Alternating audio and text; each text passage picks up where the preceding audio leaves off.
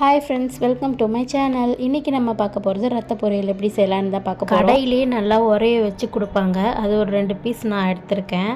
இதை நம்ம 2 டைம் நல்லா வாஷ் பண்ணிவிட்டு அதுக்கப்புறம் இது மாதிரி நல்லா பிசைஞ்சு வச்சுக்கோங்க.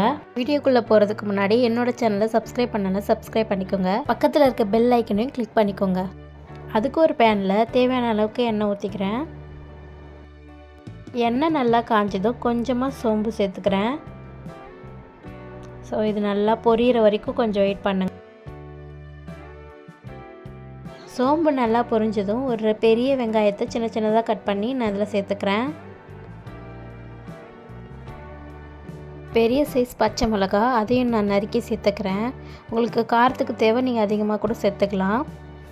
கொஞ்சமாக கருவேப்பிலை அதையும் சேர்த்துக்கோங்க. இப்போ இது எல்லாத்தையும் நல்லா மிக்ஸ் பண்ணிக்கலாம்.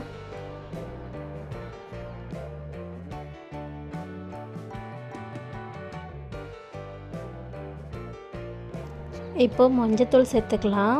அதை நான் ஒரு 1/2 ஸ்பூன் அளவுக்கு சேர்த்துக்கிறேன்.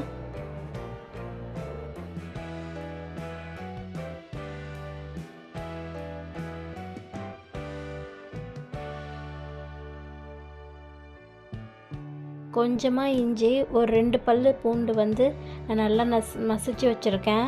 ஸோ இடித்து சேர்த்துக்கிறேன். இது கூடவே ஒரு 2 ஸ்பூன் அளவுக்கு நான் பெப்பர் சேர்த்துக்கிறேன். ஸோ பெப்பர் அதிகமாக சேர்த்துக்கிட்டிங்கன்னா ரொம்ப நல்லாயிருக்கும் ரத்த பொரியலுக்கு. நம்ம மசிச்சு வச்ச ரத்தத்தை நம்ம இதில் ஆட் பண்ணிக்கலாம்.